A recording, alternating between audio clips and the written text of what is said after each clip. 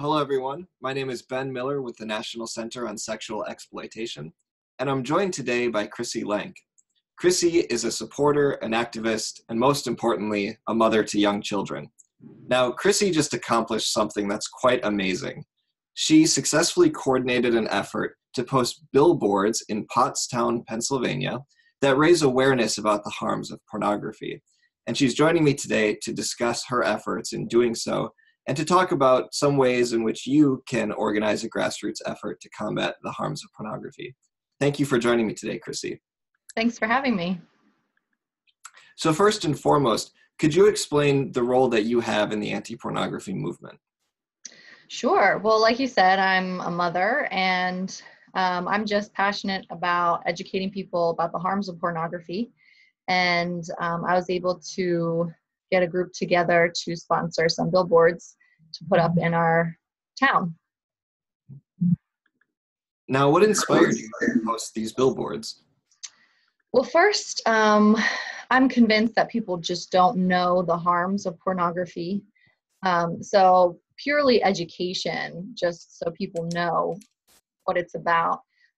Second, there's an adult store in our town, and they had posted a large sign, and it seemed like they were getting more customers from that large sign because it was higher up and better advertising, and it annoyed me. So I'm like, I got to do something about this. So that's how it kind of came about. So you mentioned a big factor was education. Could you perhaps highlight some of these harms of pornography that you're trying to educate people on? Sure. Pornography sometimes just changes a person altogether. It makes good people do really stupid things. And part of that is it's linked to anxiety and depression and sex trafficking, which is a huge link, which when the person doesn't have enough porn or they want to act out their fantasies, they go and buy somebody. Sex trafficking is also linked with pornography in the way that it's used by pimps to train their victims on what to do if a John comes for something.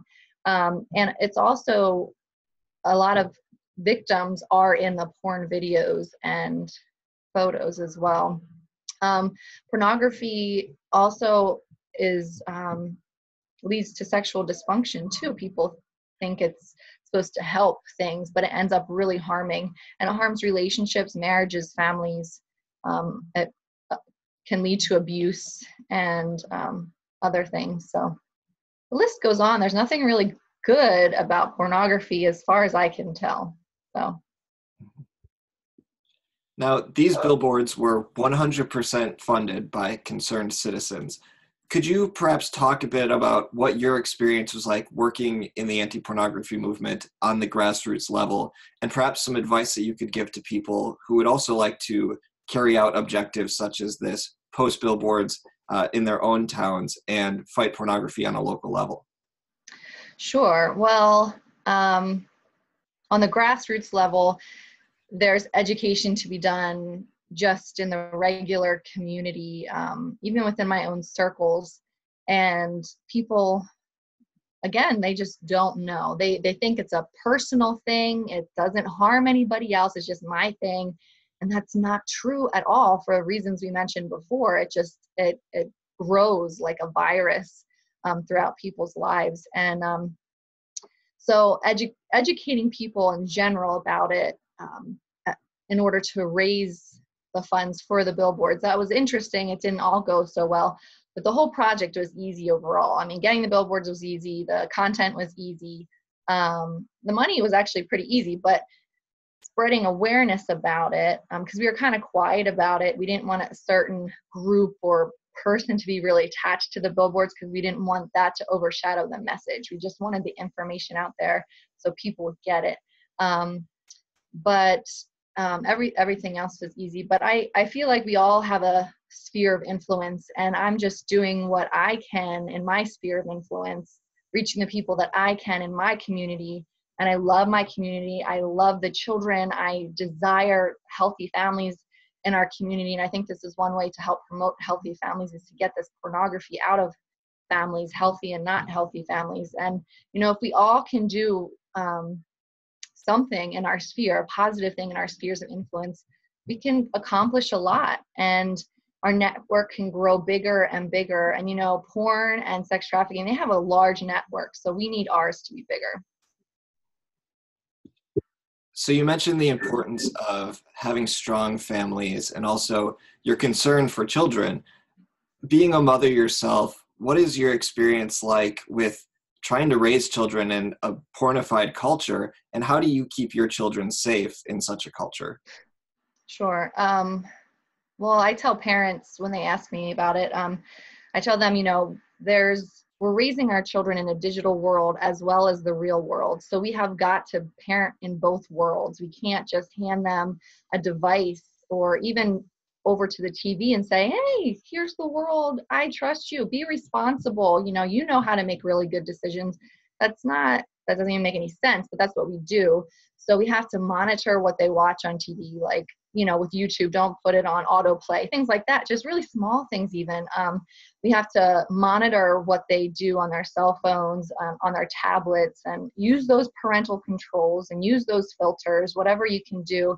And I also say, have conversations with your children about pornography and, age appropriate. And we actually have resources on our website about that to help with age appropriate conversations, and have a plan in place for when your child does see pornography, because whether they see it in your home or another kid's home, they're going to see it sometime because it's everywhere.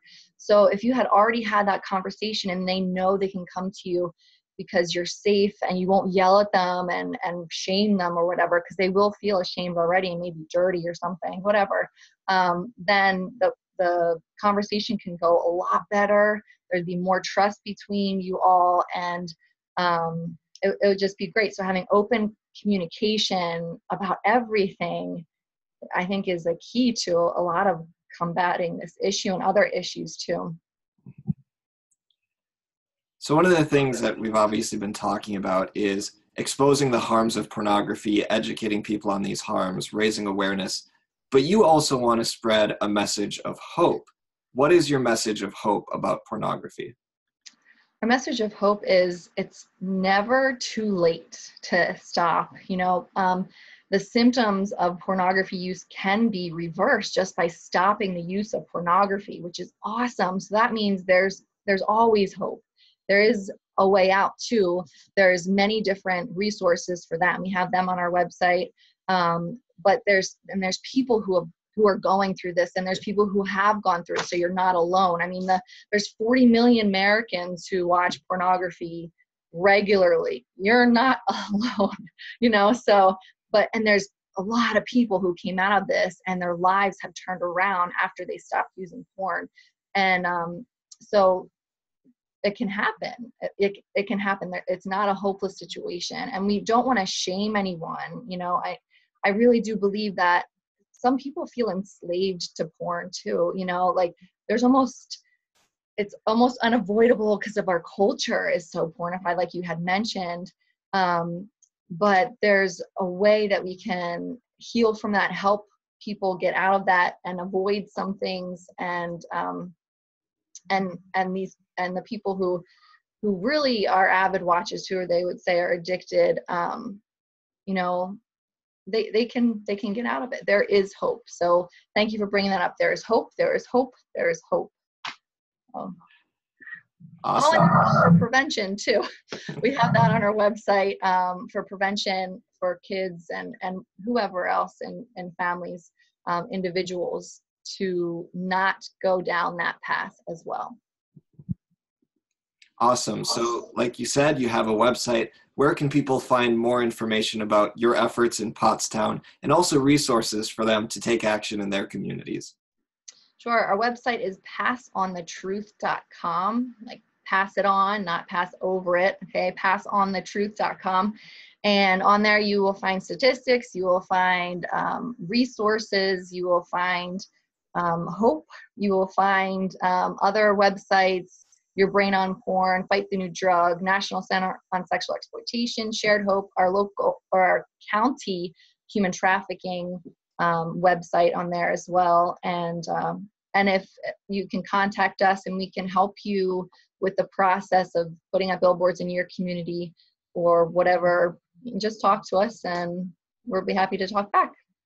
So. Well, thank you so much, Chrissy, for joining me today. Thank you for all the efforts that you're doing, and keep up the good fight. Sure. Thank you very much.